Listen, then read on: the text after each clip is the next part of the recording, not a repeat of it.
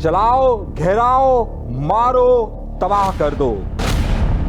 अगर दूसरी तरफ मुजाहिरा हो तो फिर क्या किया जाए, एक बड़ी बात। एमक्यूएम क्या पाकिस्तान पीपल्स पार्टी के लिए तैयार हो चुकी है? गवर्नर का ऐलान, खून बहेगा, लेकिन किसका?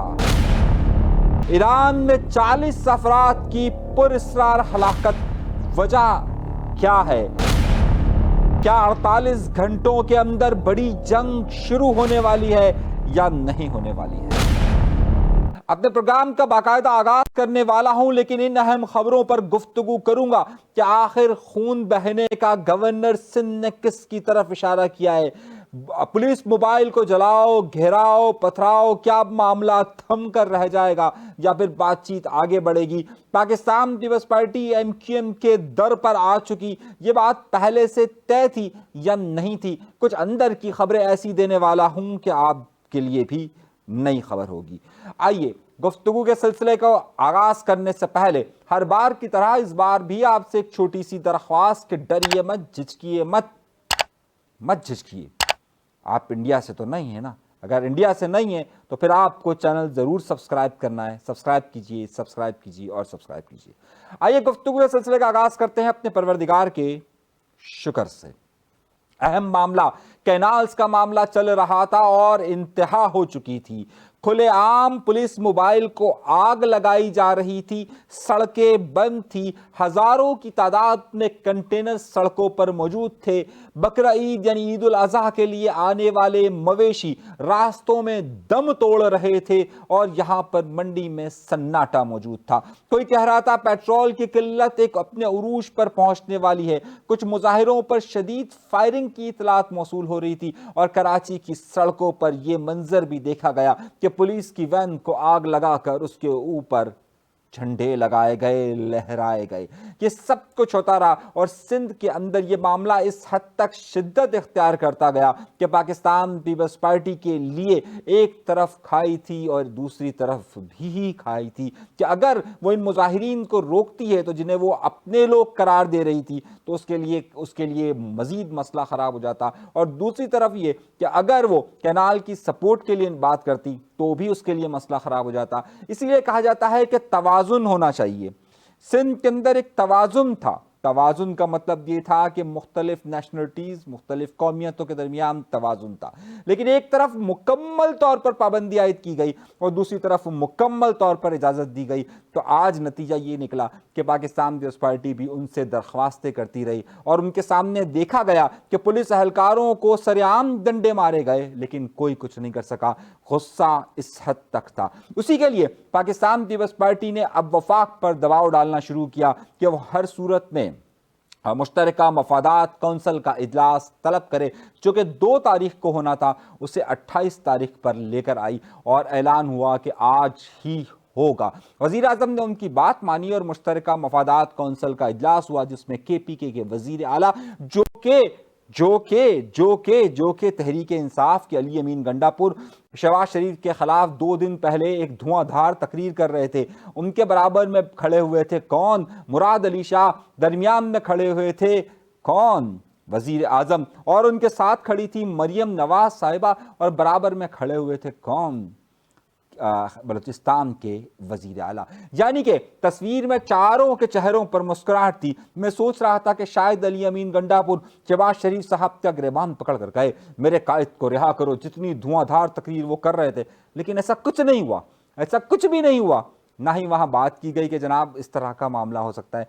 खैर, मामला था कैनाल्स के हवाले से और उसके बाद ये मामला मुश्तरका मफादात कौंसिल ने इरसा का जनवरी 2024 के खत को वापस कर दिया और ये कहा कि जनाब इसे हम वापस भेजते हैं। और वापस भेजने का मतलब ये हुआ कि अब दोबारा से इरसा अगर उस पर कोई समरी देता है तो दे, लेकिन इन प्रोजेक्ट के खत्म होने का ऐलान नहीं हुआ। इस वक्त जब मैं प्रोग्राम रिकॉर्ड कर रहा हूं, अब देखना यह है कि वकला धरने से हटते हैं या नहीं हटते। पाकिस्तान पीपल्स पार्टी ने मीरपुर खास के जलसे के लिए तैयारी करते हुए यौम तशक्कुर के बैनर्स आवेजा करना शुरू कर दिए, मगर दूसरी तरफ का मौक़िफ़ अभी बाकी है।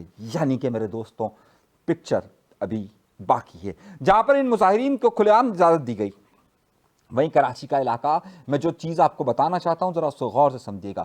ابھی پانی کا معاملہ طے نہیں ہوا تھا، ابھی پانی کا روکنا نہیں ہوا تھا، لیکن اس کے پہلے ہی اتنے مظاہرے شروع ہوئے کہ وہ فیصلہ دوبارہ ارسا کو بھیج دیا گیا۔ لیکن دوسری طرف آپ کراچی کو دیکھیے، کراچی میں ایک طرف مظاہرہ ہوتا ہے، گاڑیوں کو آگ لگتی ہے، سب کچھ ہوتا ہے، دوسری طرف کراچی کا علاقہ نفیسہ آباد، جہاں پر مظاہرین کی 6 دن سے بجلی منقطع ہے۔ جب وہ مظاہرین نکلتے ہیں تو پولیس ان پر تشدد کرتی ہے۔ دو راستے ہیں نا، ایک طرف آپ نے 6 دن سے اس گرمی کے عالم میں، جبکہ کراچی شہر کے اندر ہیٹ اسٹروک ہے، 6 دن سے بجلی بند کی ہوئی ہے، اس جگہ پر 400 لوگ اپنے بجلی کے بل لے کر گئے کے ای کے دفتر میں کہ جناب ہم نے تو بلیں پے کیے ہوئے ہیں، آپ ہمارے بجلی کیوں کاٹتے ہیں؟ انہوں نے کہا کہ جنہوں نے نہیں پے کیے ہوئے ان کا بل بھی آپ لا کر دو، تب آپ کی بجلی آئے گی۔ انہوں نے کہا یہ ہم کیسے کر سکتے ہیں، ہم کیا کوئی پولیس ہیں؟ آپ جا کر لیجئے، لیکن آپ سب کو مشترکہ سزا کیوں دیتے ہیں؟ وہاں پر پولیس روکتی ہے، مظاہرین کو روکتی ہے، مارتی ہے، خواتین کو مارتی ہے، رات گئے بھی مظاہرہ چلتا رہتا ہے۔ یہ دو نظام کیوں ہے؟ دو نظام کیوں ہیں؟ یہ سوچنے کی ضرورت ہے، لیکن یہ کون سوچے گا؟ خیر، گفتگو کو آگے لے کر چلتے ہیں۔ ایم کیو ایم کے در پر پاکستان پیپلز پارٹی آ چکی۔ آپ سمجھ رہے ہوں گے کل تک تو کہا جاتا تھا کہ یہ پاکستان پیپلز پارٹی کی ظالم حکومت، اس نے ایسا کر دیا، اس نے ویسا کر دیا، وہی علی خورشیدی، وہی فاروق ستار صاحب۔ سرکار انہیں ایک رات پہلے بتا دیا گیا تھا کہ کل ہم آ رہے ہیں۔ میں آپ کو خبر دے رہا ہوں، اب کیوں آ رہے ہیں یہ بھی آپ کو بتا دیتا ہوں۔ اس لیے آ رہے ہیں کہ وقار مہدی صاحب جو تاج حیدر صاحب چلے گئے تو ظاہر دنیا تو نہیں رکتی نا۔ تاج حیدر صاحب کی جگہ پر سینٹ کی سیٹ خالی ہوئی، وقار مہدی کو پاکستان پیپلز پارٹی نے اپنا کینڈیڈیٹ رکھا، ایم کیو ایم نے بھی نگہت مرزا کو اپنا کینڈیڈیٹ رکھا، لیکن ظاہر سی بات ہے اس وقت اس جگہ پر سیٹ اکثریت کس کی ہے؟ پاکستان پیپلز پارٹی کی۔ پاکستان پیپلز پارٹی کی الیکشن جیت جائے گی، لیکن پاکستان پیپلز پارٹی الیکشن سے بچنا چاہتی ہے، بلا مقابلہ آنا چاہتی ہے۔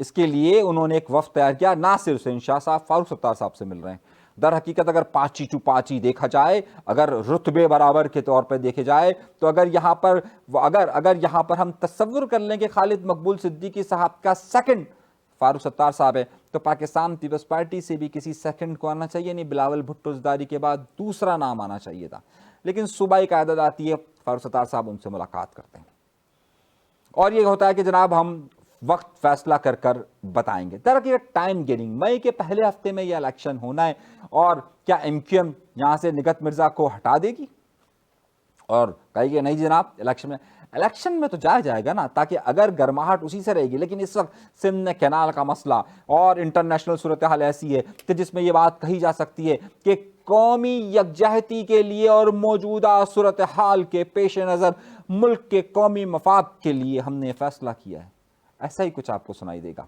خیر، خبر کا اگلا نقطہ کہاں پر آ کر رک رہا ہے؟ اس وقت انڈیا سے پاکستان کے تعلقات کی نوعیت آپ سب کے علم میں، ہم مسلسل آپ کو واقعات اور حالات کی صحیح ترجمانی بتا رہے ہیں کہ ہو کیا رہا ہے، کیوں ہو رہا ہے اور کس کے لیے ہو رہا ہے، اور اصل چہرہ کیا سامنے آ رہا ہے، اور اسی پر ہمیں بھی پابندیوں کی بات ہو رہی ہے۔ لیکن خبر ایک بڑی دے رہا ہوں، خبر بڑی یہ ہے کہ گورنر سندھ صاحب جو کہ اس وقت عراق کے دورے پر موجود ہیں، انہوں نے کہا ہے کہ خون بہا دیں گے ہم انڈیا کا، کچھ اسی طرح کا اسٹیٹمنٹ انہوں نے دیا ہے، صحیح، اور کہا ہے کہ اگر یہاں پر کچھ ہوا تو خون بہا دیں گے، خون کی ندیاں بہا جائیں گی۔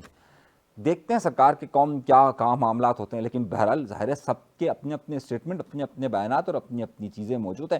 اب یہ خبر کی اگلی طرف، آفاق احمد صاحب کے کارکنان کو جنہیں 11 اور 12 اپریل کی رات کو گرفتار کیا گیا تھا، تاحال ان میں سے کچھ لوگ ابھی تک لاپتہ ہیں۔ تو آفاق احمد صاحب کو بھی ایک تیاری کرنی چاہیے۔ کیا کر رہے ہیں کہ جناب ہمارے کارکنان کو بازیاب کروایا جائے، احتجاج کی کال دینی چاہیے، یا پھر ابھی انتظار کیا جائے گا، یا پھر معاملات کچھ اور ہیں؟ خبر آگے چل کر بننے والی ہے، اور لاپتہ کے حوالے سے اب آفاق احمد صاحب بھی اس فہرست میں ہیں کہ ان کے کارکنان کا معلوم نہیں ہے کہ کہاں پر ہے، کیا صورتحال ہے۔ دوسری طرف دہشت گردی کی وارداتیں، کارروائیاں اس وقت بلوچستان اور خیبر پختونخوا میں جاری ہیں، مسلسل جاری ہیں، جہاں پاکستان کے لوگوں کو براہ راست ہٹ کیا جا رہا ہے۔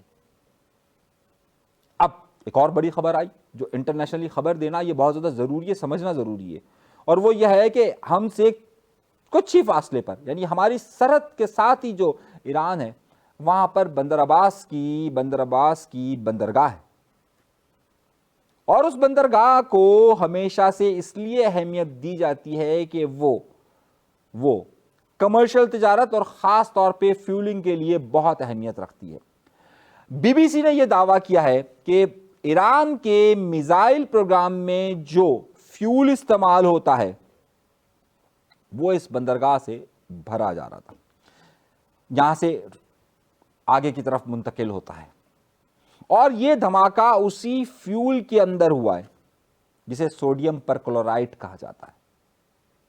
اب سوڈیم پر کلورائڈ پر یہ ہوا ہے اور اس کی کہا جا رہا ہے کہ 40 افراد جہاں ہلاک ہوئے ہیں۔ تاحال ابھی بھی، جب بھی واقعے کو 2 دن گزر چکے ہیں، ابھی بھی وہاں کے قریبی علاقوں میں کہا گیا ہے کہ لوگ بلا ضرورت اپنے گھروں سے نہ نکلے کیونکہ اس کی بو اتنی اور ابھی تک دھواں اٹھ رہا ہے۔